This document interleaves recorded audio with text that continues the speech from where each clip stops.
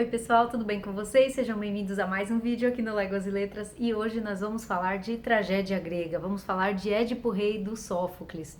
Esse livro aqui é uma edição da editora Zahar e ele se chama O Melhor do Teatro Grego. Ele não contém apenas a peça do Édipo, ele contém também Prometeu Acorrentado de Ésquilo, Medeia de Eurípides e As Nuvens do Aristófanes. Então são 3 tragédias e uma comédia. Esse livro aqui é fantástico, a tradução do Mário da Gama Curi é super acessível e desmistificou para mim essa questão de que o teatro grego seria algo muito difícil de ler, muito difícil de compreender. Essa leitura foi muito boa. Eu já fiz a leitura também do Prometeu Acorrentado e atualmente estou lendo Medeia. Não concluí o livro todo ainda, então por isso hoje nós vamos fazer uma introdução sobre o teatro grego, que é o início aqui dessa edição, explicando um pouco sobre o teatro grego e sobre a peça do Édipo. Então, além dessa tradução super acessível, o que eu gostei muito também desse livro foi a introdução, porque a gente encontra as peças, né, as tragédias, as comédias gregas à parte. A Zahar tem muitas, em formato e-book há muitas peças disponíveis, mas o que eu gostei muito dessa edição foi a apresentação, que traz um panorama geral de como era o teatro grego, como que funcionava, e aí sobre isso que eu vou falar hoje. Então, um pouco sobre o teatro grego e a peça especificamente do Édipo. O surgimento do teatro grego tem muito a ver com os cultos a Dionísio e Baco. Dionísio e Baco são o mesmo deus, o nome Dionísio é o grego e o Baco é o romano. E nessas festivais de teatro, né, esses festivais que aconteciam, ocorriam procissões, as encenações de peças, também sacrifícios, rituais em homenagem ao Dionísio, que é o deus representante, né, do teatro e da representação. E nesses festivais, que duravam cerca de 3 dias, eram encenadas tragédias e comédias. Os atores eram exclusivamente homens, porque nós estamos falando aqui da época da Atenas, né, da polis de Atenas. O teatro grego tem a relação intrínseca com a cidade de Atenas. E nessa época, os únicos que tinham cidadania eram os homens. Então, todos os atores eram homens, eles utilizavam máscaras, umas túnicas, algumas roupas especiais para encenar as peças. E é muito interessante que o teatro grego, ele é bem diferente estruturalmente falando do teatro que a gente conhece hoje. As peças eram ensinadas durante o dia e o teatro era diferente. Eu vou colocar aqui uma foto de um teatro próximo à cidade de Atenas. Então a acústica desse teatro era muito boa e pelo tamanho do espaço, como vocês podem ver na imagem, toda a cidade participava desses festivais. Como eles tinham essa conotação religiosa muito forte, todo mundo participava. E é muito interessante que o próprio governo da polis, ele dava auxílios às camadas mais pobres da população para que elas pudessem deixar o trabalho durante esses 3 dias de festivais e participassem realmente das encenações e dos ritos e de tudo mais. Então o teatro grego ele era composto na tragédia de 3 atores e na comédia de no máximo 4 atores. Havia também o coro, que era composto de cidadãos de Atenas, eles eram pagos para participar do coro. E é interessante que o papel do coro, a gente vai ver aqui ao longo da peça, tudo, né, das peças desse livro, todas vão colocar esse papel do coro. Nas tragédias, o coro servia muito para mediar a relação do protagonista com o público. Então, como nessa época não havia muitos recursos cênicos, havia poucos cenários e não havia muito recurso de encenação mesmo, o coro servia para fazer essa mediação, para mostrar os sentimentos do protagonista, como que ele estava se sentindo, qual seria essa relação dele com o público. Nas comédias, de outro lado, o coro era um pouco mais ativo e ele às vezes entrava num embate com o protagonista da comédia, um pouco diferente. Em termos de estrutura mesmo, de cenário do teatro, como vocês podem ver aqui na imagem, o máximo que eles vão colocar é uma porta. Eles colocam estruturas de madeira muito simples e essa porta, ela vai basicamente ser o centro da peça. Por quê? O que vai se passar por trás da porta são coisas que não podem ser encenadas, né? Assim, que eles não tinham recursos para encenar, por exemplo, um assassinato ou alguma cena muito trágica, uma morte. Tudo se passa atrás da porta. Normalmente a ação se passa do lado de fora do edifício. No máximo o que havia era uma plataforma com rodinhas que saía dessa porta para mostrar eventualmente o que estava acontecendo dentro daquela casa e também uma espécie de guindaste que servia para fazer a participação de um deus, que chamam de deus ex machina. Então eles utilizavam esse guindaste para fazer essa participação dos deuses. Diz que especialmente no Medéia utilizam esse recurso. Em Édipo Rei não, que é a peça que a gente vai falar hoje, porque não existe uma participação ativa dos deuses mesmo na encenação da peça. Além do coro, um outro personagem importante no teatro grego é o mensageiro. Por quê? Considerando que só temos lá na tragédia 3 atores que estão ali limitados a alguns papéis, são poucos os personagens realmente que atuam nas tragédias, o mensageiro serve para contar tudo o que viu e tudo o que acontece para além dos personagens centrais. Então, tanto o mensageiro quanto o coro, eles ampliam muito a abrangência da peça mesmo. É bastante interessante notar os papéis desses personagens. As visões sobre o teatro grego também, naquela época, divergiam bastante. O Platão, por exemplo, no primeiro momento ele dizia que não era bom, né? Porque como o teatro, as tragédias suscitavam emoções muito fortes nos espectadores, tristeza, angústia, isso daí minava o uso da razão. Então, para o Platão, o teatro não era muito positivo para as pessoas. Já para o seu discípulo Aristóteles, o teatro era ótimo, porque justamente ao provocar essas emoções intensas, as tristezas, as angústias, ele servia para purgar essas emoções através da mimesis, que era uma imitação da vida, e fazendo essa imitação da vida, havia essa purgação dos sentimentos que ele chama de catarse. Então, para o Aristóteles é ótimo o teatro, ele é só elogios para o teatro. Inclusive, a primeira obra de crítica literária do mundo foi escrita pelo Aristóteles, que é a Poética. E na Poética ele vai falar bastante sobre essa coisa da mimesis e da catarse. Bastante interessante também pensar, pesquisar sobre isso, sobre os pensamentos do Aristóteles e do Platão. A peça Édipo Rei muitas vezes é referida como parte da chamada trilogia tebana, mas ela não é propriamente uma trilogia. E por quê?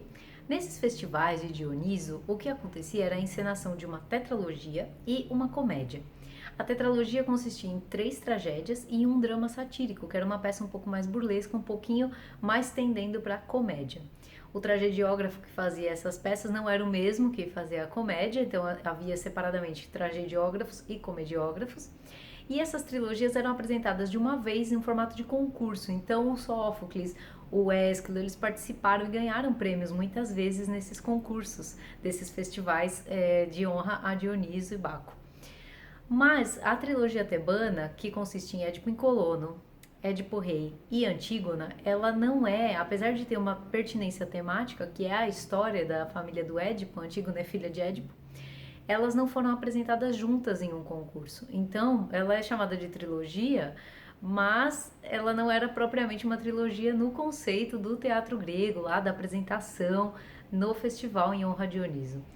A única trilogia que realmente sobreviveu ao tempo e que foi apresentada junto é a chamada Orestia, que é a história que começa com a história do Agamenon.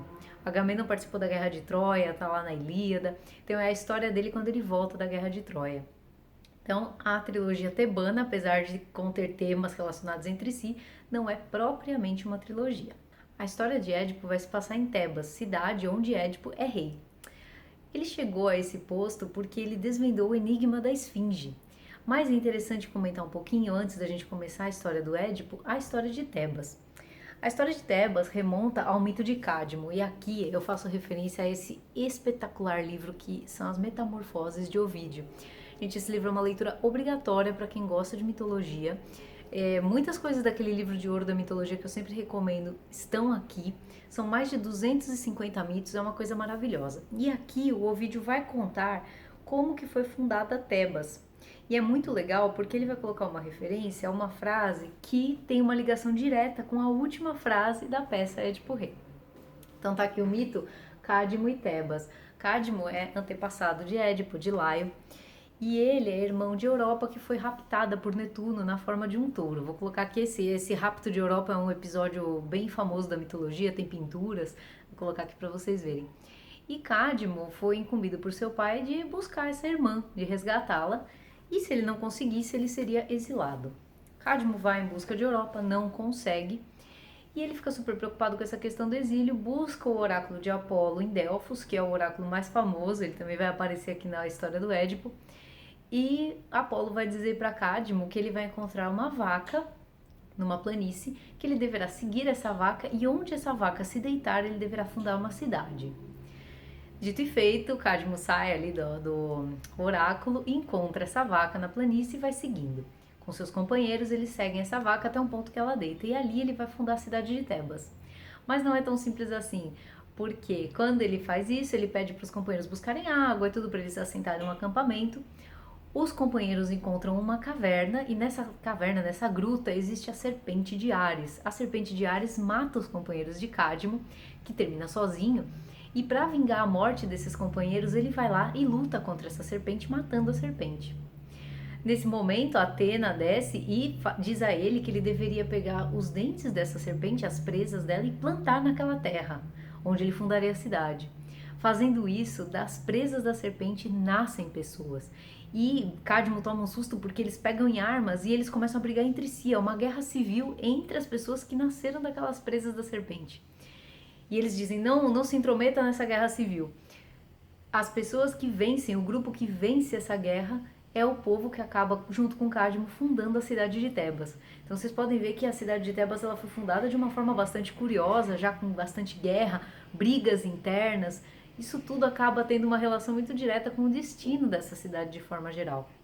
E o que eu acho muito legal aqui no vídeo é esse finalzinho aqui do mito, em que ele vai dizer o seguinte: Tebas era já cidade, já podias, Cadmo, em teu exílio, ser dito feliz. Como sogros, couberam-te em sorte Marte e Vênus, porque ele se casou com Harmonia, e Marte e Vênus eram os pais dela. A isto acresce a descendência que tão ilustre esposa te proporcionou, tantas filhas e tantos filhos, e os netos, doce penhor do amor, também eles já na juventude. Mas deve-se esperar sempre pelo último dia do homem. Ninguém deve ser considerado feliz antes de morrer e antes de receber as honras finais. Essa frase está aqui no final da história do Édipo Rei. E em seguida, o poema emenda na história do Acteão, que foi filho de Cadmo e também tem uma história trágica e tudo mais. Então toda essa família, essa linhagem do Cadmo acaba tendo alguns destinos trágicos aí para contar. Recomendo muito, esse livro aqui merece um vídeo especial para ele é muito, muito bom. Mas aqui conta vários mitos interessantíssimos que acabam abrindo portas para várias relações, coisas que a gente já leu, né? Eu amo mitologia, vocês sabem, então essa aqui foi uma leitura muito boa. E por que é importante a gente falar da história de Tebas? Porque para os gregos a relação do homem com a sua terra é extremamente importante e isso vai aparecer aqui na história de Édipo Rei. Édipo ele vai se tornar rei de Tebas, ele veio de Corinto, porque lá ele tomou conhecimento de uma profecia terrível de que ele mataria seu pai e se casaria com a sua mãe. Ele era príncipe em Corinto, então para fugir dessa profecia lá e não correr o risco de matar seu pai e se casar com a sua mãe, ele vai embora de Corinto, chega a Tebas e em Tebas ele decifra o enigma da esfinge. A esfinge estava lá assolando a população de Tebas, que quem não conseguia decifrar o enigma era devorado por ela.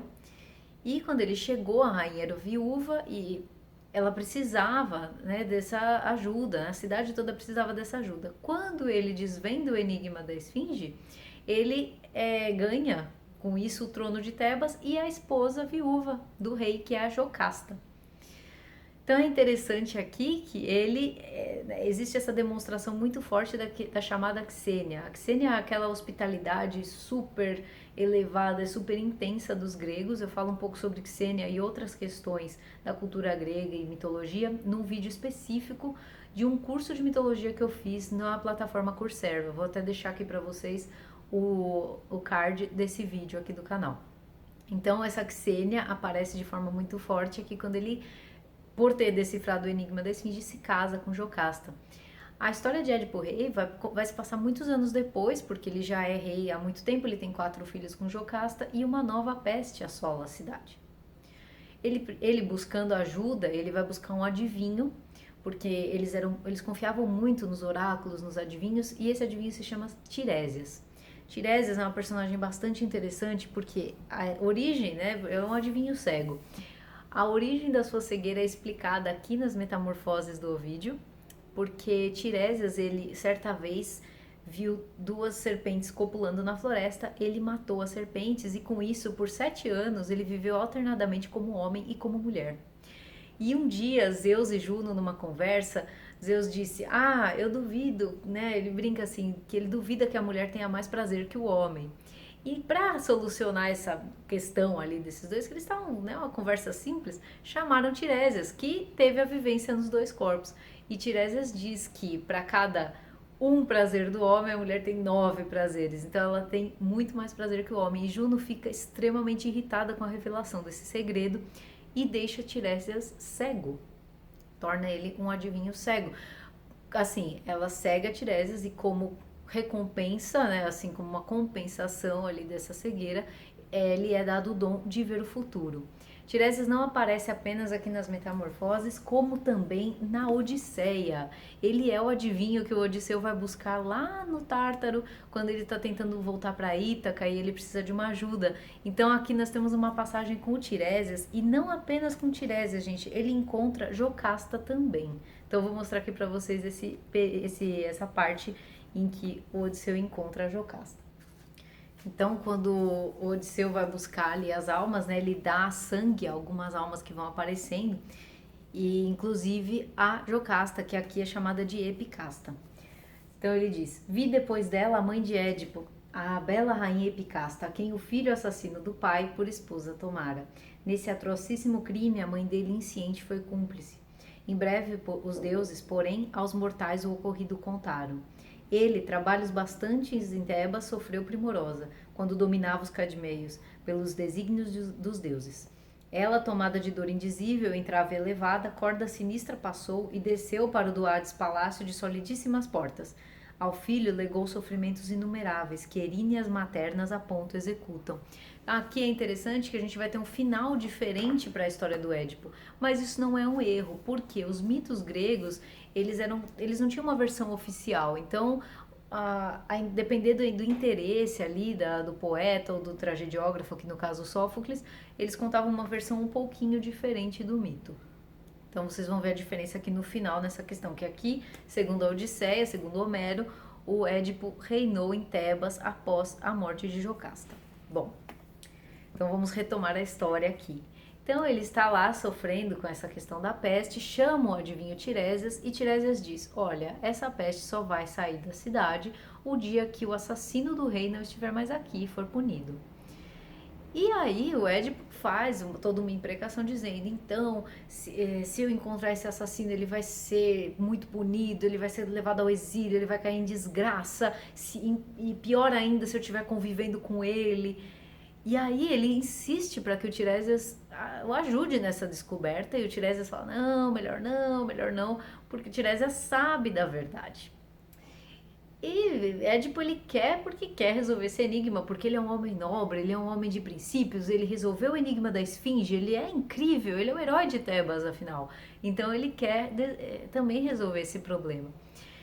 Insistindo muito, Tiresias diz: bom, então, seguinte, você é o assassino do rei de Tebas.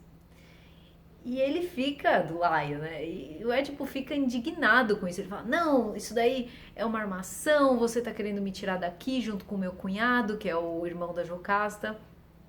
Você quer o Creonte. Você e o Creonte querem me tirar daqui de Tebas. Ele fica indignado. A Jocasta também diz: não é possível, não tem nada a ver isso, você não matou o Laio. Bem, e aí, a grande questão dessa história é que ela vai passar de um questionamento inicial de quem matou Laio, que era o problema inicial, ela vai entrar dentro da mente do Édipo, porque ele vai passar o questionamento do quem sou eu. Porque o Tiresias vai dizer para ele, e ele vai, com o desenrolar da história, ele vai percebendo que ele não era bem a pessoa que ele achava que ele próprio era. Ele era um príncipe em Corinto. Quando, numa briga lá em Corinto, numa discussão, disseram que ele era adotado, ele foi consultar o oráculo, ele não acreditou, ele ficou muito revoltado, e o oráculo disse que ele mataria o pai e se deitaria com a mãe. E ele foge de Corinto para não correr esse risco. Mas no caminho, indo de Corinto a Tebas, no caminho, numa encruzilhada, ele encontra lá um grupo de viajantes, com um senhor mais velho entre eles. Ele se envolve numa discussão com esse grupo de viajantes e ele mata quase todos, mata o velho inclusive. Ele só não mata um dos integrantes dessa comitiva que foge. Quando ele chega lá em Tebas, a rainha é viúva, ele está lá, resolve o enigma da esfinge, que eu já contei para vocês. Mas o que ele não imagina é que aquela comitiva era justamente a comitiva do rei Laio, O homem mais idoso era o Laio, e ele estava indo em direção ao oráculo de Delfos para buscar uma solução para o enigma da esfinge. Então, vocês vejam que a história começa a ficar complicada porque a atuação do coro, como eu disse, vai mostrar os sentimentos do Édipo. Vai ter a figura do mensageiro que vai chegar. Esse mensageiro também vai revelar uma coisa extremamente importante, porque a Jocasta e o Laio, eles também tiveram acesso a uma profecia semelhante, dizendo que eles teriam essa maldição, que o filho deles mataria o pai e se casaria com a mãe. E quando eles têm um filho, lá no passado, eles abandonam esse filho. E aqui também nós temos duas versões para esse mito. Uma das versões diz que eles abandonaram o bebê em exposição numa montanha, e em outra diz que eles entregaram para um pastor. Aqui no nosso caso, ele entregou, né, a Jocasta entregou o bebê com os pés amarrados para um pastor. E aí vocês vejam, né, como a coisa vai começando a convergir para esse fato. E a Jocasta também não quer, ela fala, imagina, não tem nada a ver, essa criança não tem nada a ver, ela não consegue, ela nega essa relação, ela não quer acreditar nos oráculos, ela não quer acreditar nessas previsões dos deuses. Então a história passa de quem matou Laio para quem é Édipo. E isso é extremamente interessante porque ele vai tomando consciência da sua história, vai descobrindo detalhes do seu passado. Esse mensageiro, no passado ele era o pastor que recebeu o bebê. E para tirar a dúvida, eles chamam a pessoa que sobreviveu ao tal do massacre da comitiva. E ele quando chega, ele confirma: foi você que matou todo mundo. Ele confirma pro Édipo. Porque, imaginem vocês, esse sobrevivente, ele fugiu do Édipo lá, naquela briga da encruzilhada, ele fugiu, quando ele chega em Tebas, ele encontra o assassino sentado no trono, porque ele foi lá, caçou com a Jocasta, então ele pede para sair da cidade, e a Jocasta concede isso para ele. Então vejam como as coisas vão chegando a esse ponto de convergência, e o Édipo vai ficando cada vez mais desesperado, porque ele achou que fugindo lá de Corinto ele escaparia da profecia. Mas no fim é assim que a profecia acaba se concretizando e é assim que a tragédia toda se monta. Quando o Édipo se dá conta de tudo isso e ele percebe que a mulher com quem ele teve 4 filhos é sua mãe, que ele matou seu pai numa encruzilhada, que ele não era o príncipe de Corinto, mas na verdade filho do rei de Tebas, ele percebe que ele caiu em grande desgraça e ele se pune, ele fura os próprios olhos porque ele não quer mais ver, ele não quer mais ser visto e ele vai se colocar num exílio, ele vai se impor um exílio. Jocasta, desesperada também com toda essa situação, ela se enforca, como aparece aqui na Odisseia. Então vocês percebam que aqui no Sófocles, o Édipo não vai continuar a reinar em Tebas, diferente ali do Homero, como eu li para vocês na Odisseia. Então a peça seguinte vai ser Édipo em Colono e depois a peça Antígona. O Édipo, nesse exílio, ele vai buscar uma purificação. Ele vai passar pelo templo das Eumênides, que são as Eríneas. Também sobre as Eríneas, eu recomendo que vocês assistam ao vídeo da Teogonia, que tem aqui no canal, que explica a origem das Eríneas, são as Fúrias. Elas são as entidades anteriores a Zeus que punem crimes como parricídio, né, como especialmente esse tipo de crime no seio familiar. Então ele vai ao templo das Eumênides em Édipo em Colono e vai buscar essa sua purificação. Existe toda uma trajetória de arrependimento e de purificação da alma do Édipo até o final da sua história. Mas aqui o que causa uma grande empatia do público em relação ao Édipo é ver que como o homem, né, é exatamente aquela frase que colocam aqui no vídeo e é o final aqui da nossa peça. Um homem não pode se considerar feliz até que ele esteja morto, porque antes disso tudo pode acontecer e ele vai cair nessa profunda desgraça da qual ele não conseguiu escapar, apesar de ter tentado. E aqui foi bem interessante que a gente discutiu esse livro no nosso clube de leitura, lá no Clube Ponto Vírgula. Aliás, sigam lá no Instagram, a página é super legal. A gente está sempre atualizando com as nossas leituras. E uma das meninas mencionou o seguinte, aquela famosa frase do Schopenhauer que é: o homem é livre para fazer o que quer, mas não para querer o que quer. E aqui fica muito, muito evidente isso, porque por mais que o Édipo, essa questão do livre-arbítrio é muito forte aqui. Porque por mais que o Édipo tenha tomado todas as decisões por ele mesmo, é como se ele ainda assim não conseguisse escapar do destino que lhe foi determinado pelos deuses. Então aqui a gente tem algumas, numa visão funcionalista do mito de Édipo, a gente colocaria que ele serve para ensinar o incesto é a pior coisa que uma pessoa pode fazer, que é um dos maiores pecados, e também para reafirmar aquele conceito de que os deuses têm o conhecimento de tudo, que os oráculos têm a verdade e que existe um plano divino para os seres humanos. Então, por mais que o Édipo tenha tomado as suas decisões, no fim, todas essas decisões convergiram para a concretização da profecia que foi ouvida lá no oráculo de Delfos. Então, super interessantes essas questões, e um detalhe bastante importante, como eu contei aqui da história de Tebas, da história de Cádmo, existe como se fosse uma maldição nas famílias, e isso é bem interessante na mitologia grega em geral. A família do Agamenon também tem uma grande maldição que passa por toda a sua linhagem, e aqui no caso do Édipo, também existe uma espécie de um pecado original, porque o próprio Laio cometeu o estupro de um filho de Pélops.